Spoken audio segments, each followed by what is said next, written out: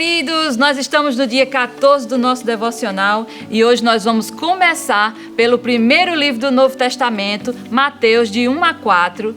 E Mateus já começa logo falando sobre a linhagem real de Cristo, dos versos 1 a 17. A partir do 18, ele vai narrar como foi o nascimento de Cristo. E a gente pode ver que Maria ficou grávida do Espírito Santo, né? Quando a gente olha assim de cara, a gente vê que lindo, né? Só que naquela época ninguém nunca se tinha ouvido falar sobre isso.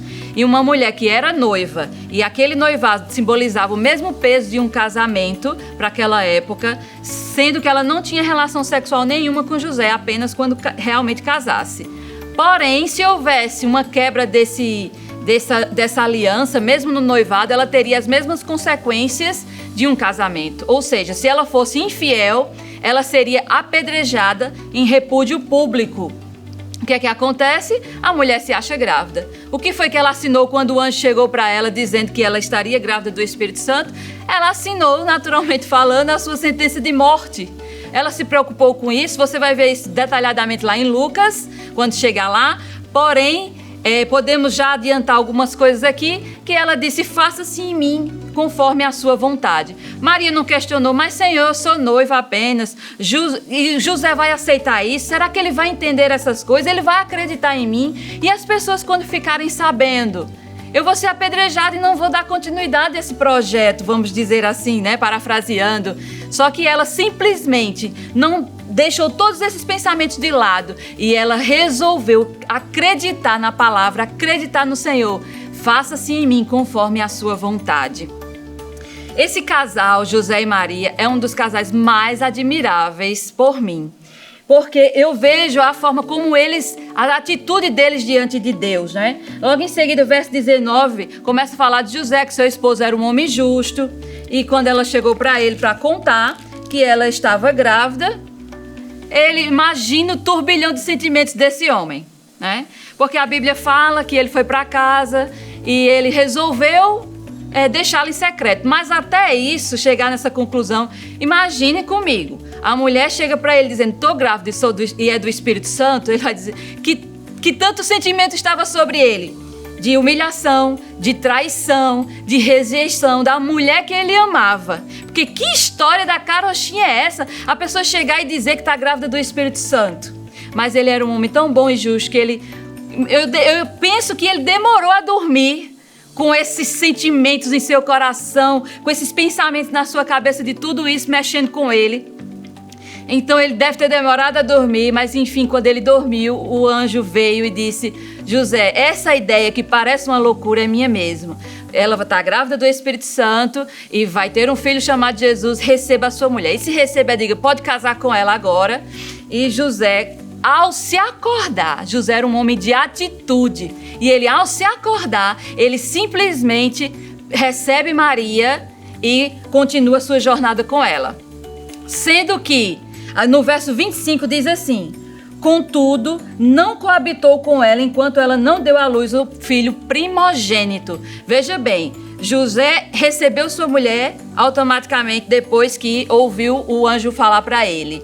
Só que José dormiu ao lado da sua esposa, cuidou dela, já começou um casamento com uma mulher grávida, dormiu com ela mais ou menos 1 ano sem tocar nessa mulher. Veja a atitude desse homem em cumprir a missão que Deus deu para eles.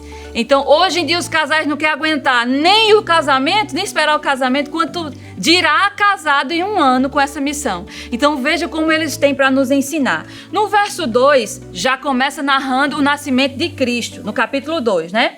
O nascimento de Cristo. E vem aqueles sábios, chega na terra de Herodes, perguntando lá em Jerusalém. Aí Herodes fica curioso para saber, porque ele tinha o título de rei dos judeus. Então, quem é esse que vai tomar o meu lugar? Né? Então, ele diz, quando vocês souberem, volta aqui para me contar que eu quero ir lá adorá-lo.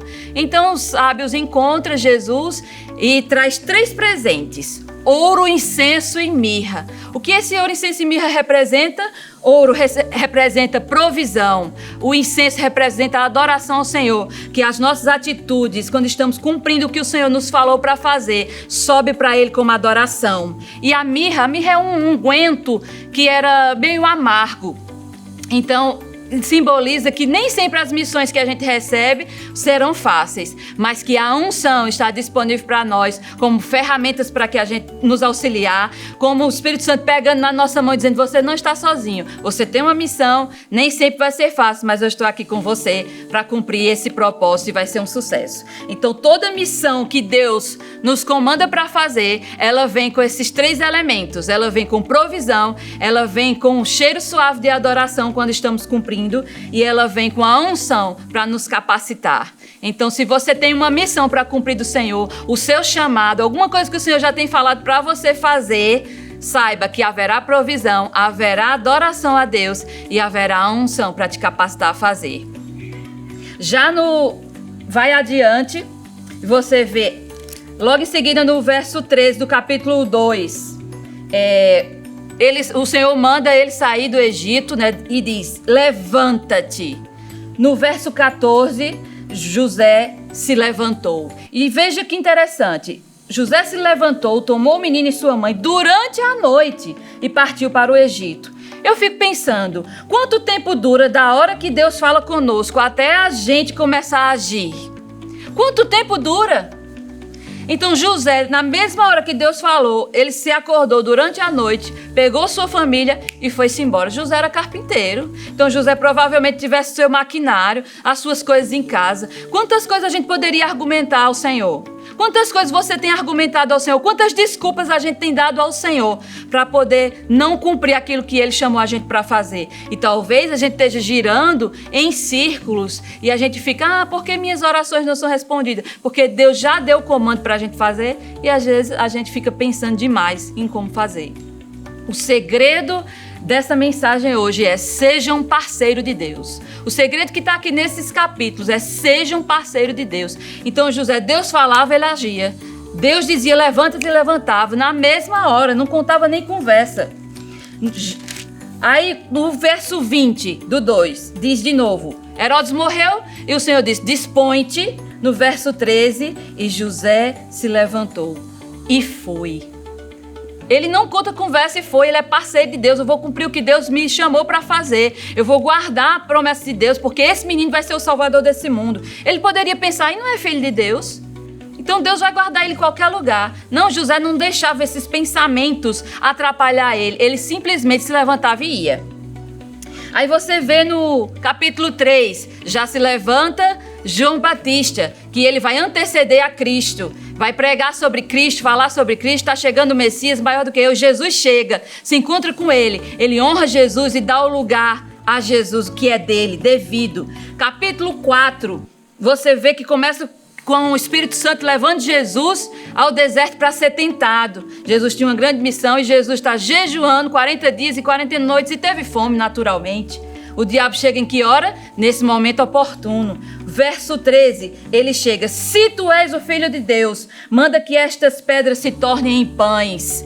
Qual é o problema daqui, transformar uma pedra em pão para Jesus comer se ele estava com fome e estava no deserto? Nenhuma. Porém, qual é o problema dessa passagem? O se, a dúvida. A Bíblia diz que tudo provém de dúvida é pecado, porque fé é o que agrada a Deus e fé é certeza, não é dúvida. Então, você precisa ter a convicção em seu coração que você é filho de Deus. Não precisa ninguém te provar que você é filho de Deus, você simplesmente é filho de Deus. Então, o problema estava na dúvida. Jesus responde com o quê? Com certeza. Verso 4, porém Jesus afirmou-lhe, e Jesus afirma com a palavra. Verso 6, de novo, Satanás chega com si primeiro, depois joga um versículo. Verso 7, Jesus contesta, afirmando-lhe a palavra. Depois o que é que acontece? Que o diabo chega e joga logo de cara o que é que ele quer, ele quer que ele seja adorado. Jesus expulsa ele, o que é que acontece? Os anjos vêm e servem Jesus.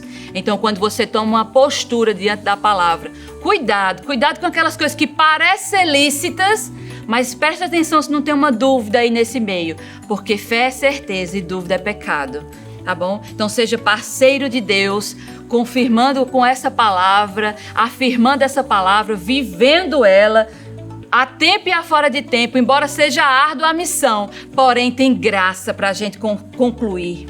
E encerra esse capítulo 4 com Jesus iniciando seu ministério. João é preso, no verso 17, Jesus já está pregando a mesma coisa que João Batista estava pregando, ele dá continuidade ao que João Batista estava fazendo. No verso 18, 19, Jesus começa a arrebanhar os novos discípulos para ele, né? Então, verso 20, o que é que os discípulos respondem? Eles imediatamente deixaram suas redes e seguiram Jesus. 21, Jesus arrebanha mais alguns e, novamente, eles imediatamente deixaram o barco, seu pai, para seguir Jesus. Ninguém começa seu ministério, ninguém faz a obra de Deus sozinho. Então, Jesus foi atrás de pessoas para concluir a obra com ele. Só que o segredo está aqui em obedecer imediatamente. Então, seja um parceiro de Deus. Vai no fluir do que Deus está falando que vai acontecer. Então, tapa os ouvidos para as dúvidas, tapa os ouvidos para as desculpas e segue o que Deus tem para você. Deus te abençoe. Até a próxima.